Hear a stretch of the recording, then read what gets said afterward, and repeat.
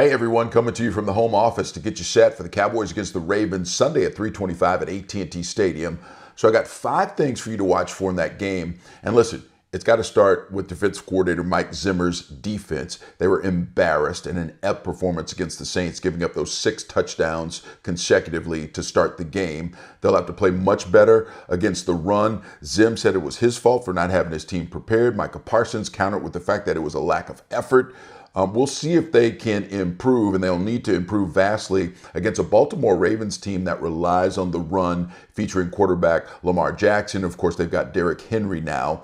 Over the last several years, they've run the ball more than any team in the NFL. So the Cowboys, listen, strap up your chin strap, be ready to go because the Ravens are going to bring it.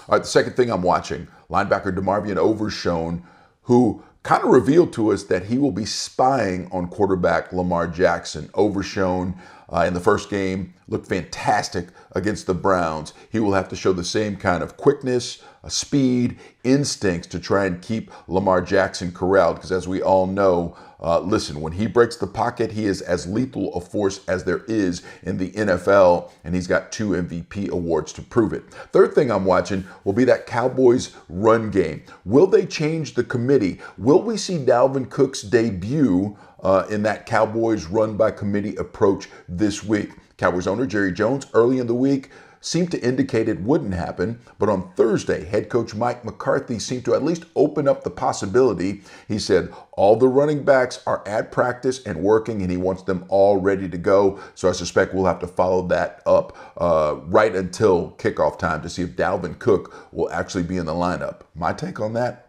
why not? There's been no pop in that run game so far. The longest rush so far this season, 12 yards, and that was by CeeDee Lamb on an end around. So yeah, bring Dalvin Cook on. We'll see what he can do.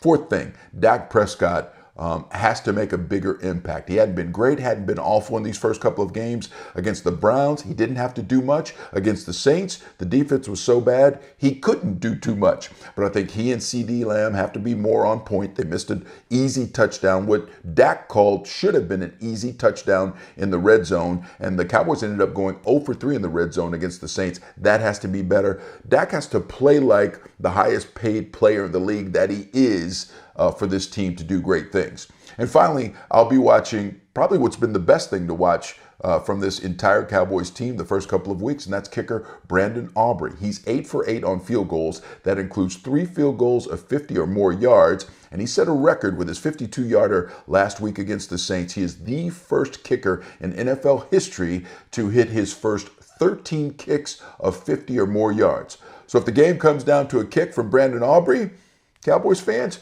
you should be pretty confident because he has been absolute money. Now that Cowboys defense just has to be good enough to keep it that close. All right, folks, enjoy the game. Make sure you join us on Sports Special Sunday. We'll have a full recap after Saints-Ravens 3:25 at AT&T Stadium on Sunday afternoon.